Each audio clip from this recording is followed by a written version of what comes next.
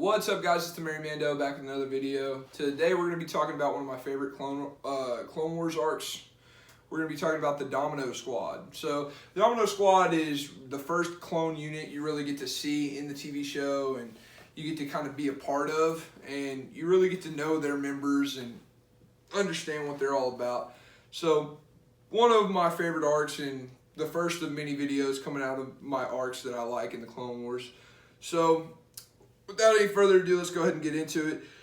The Domino Squad. So the first time we see the Domino Squad, they're training on Camino, and they're actually super dysfunctional. You've got this guy named Droid Bait who's just running out in the middle of nowhere, getting shot by droids like crazy. Thus where he gets the name.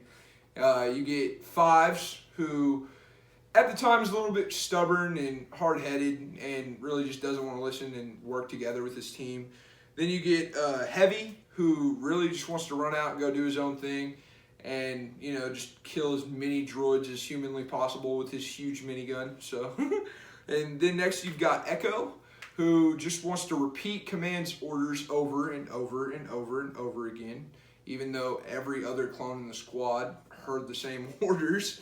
And then you've got Cut Up, who thinks this is all a joke and doesn't really care that they're, you know, going to war or anything like that.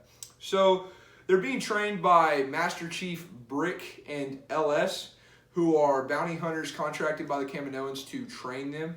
And their training is being overseen by General Shaak Ti of the Jedi High Council.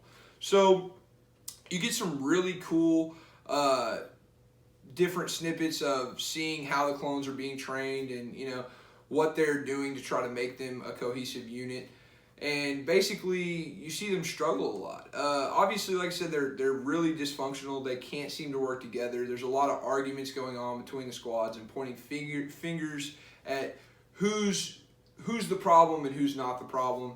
And I really kind of enjoyed seeing how dysfunctional they could be, because I think a lot of us, you know, at least when you watch the originals, were convinced that they came out the vat ready to roll, you know, and just already knew what was going on and were born with this, you know, inherent knowledge and really didn't have to be trained. So getting to see this, you know, kind of set up to these battle-hardened, you know, clone droid-killing machines is kind of cool. So you get to see this kind of progression from the squad. They're basically told that if they don't pass the test again, that they will be maintenance clones and sanitation clones that will basically help take care of Camino. So that's obviously the worst life that they can live, because they've been programmed to go to war their entire life. So they actually kind of rally together and, you know, take care of some stuff off the battlefield, and they get another opportunity to pass the test. They clean up their act a lot. The second go around, they're all working together, they're communicating, and they actually overcome adversity. You see Master Chief Brick remove their harpoon cables to get through the end of the challenge. So they had to kind of overcome and find a different way and really kind of use some ingenuity to get through the challenge. And you get a really cool snippet from Shaak Ti basically saying that these are some of the best soldiers that she's ever seen. So they finish their training on Camino, and they finally get wrapped up and ready to roll, and they get deployed to the Rishi Moon outpost.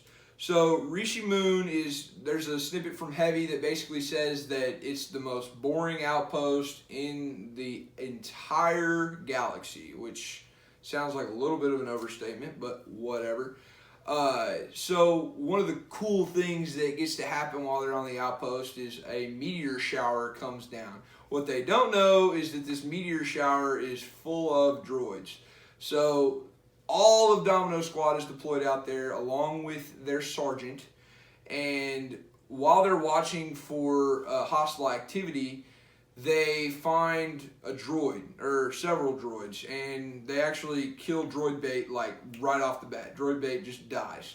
So they rush the base, they kill the sergeant in front of the rest of the squad, and they are rapidly advancing. So the squad decides that the best thing to do is to give up the base and run through a hole in the ground. So once they get outside, almost immediately after, Cut Up is eaten by a worm, a huge worm, which was kind of interesting to see. And you're left basically with just Echo, Heavy, and Fives. So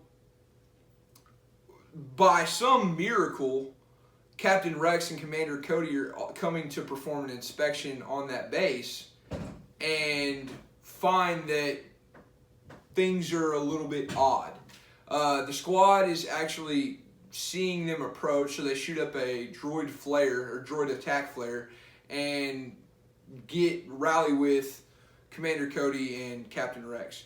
So they basically destroy all the droids inside the base and decide that they can't get the signal to the fleet to let them know that the droids are going to attack Camino.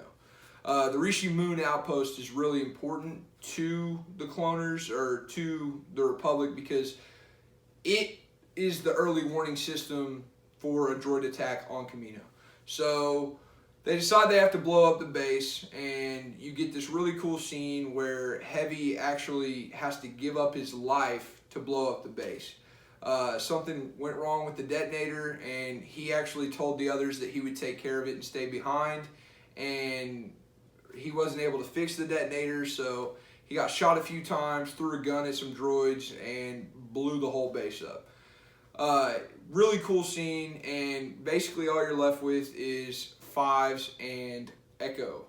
So Fives and Echo are really the only surviving members of Domino Squad. I am going to do another video going over their arc and, you know, how they progressed through the Clone Wars. I just didn't really feel like telling their story would do them justice as well as the Domino Squad. So that's why I split it up this way. I really like their story, so be expecting another video on them. And I'm also going to do another video on the Mortis arc, so be looking out for that one pretty soon. And let me know who your favorite character was. Do you have a favorite clone? Comment in the description. See what we can do, and let me know.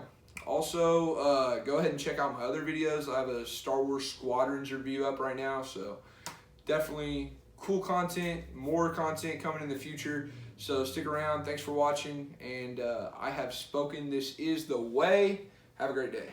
I've seen a lot of Obi-Wan. I mean, he's been in Clone Wars. He's he was back in the in prequels. Christensen. Please. That'd be nice. I love him. I want to see more of him. And Y'all gave him too much crap. Y'all know it. true. Yeah, I mean, really for the most part, I'd blame some of the script issues, not really acting in my opinion. Y'all all thought it was bad. Now we have the sequels. It's not his fault. Now what do you think? You are fools. The main characters were not all that interesting. You had Captain Javes, right? So Captain Javes, another Imperial turned rebel, which we've done that story how many times now? Iden Versio, that ring any bells for anybody? Like, literally, oh, I'm Imperial until the day I die, and then all of a sudden, you know what? The rebellion looks pretty tempting, so I'm going to go ahead and join up. I didn't like that. I don't like seeing this over.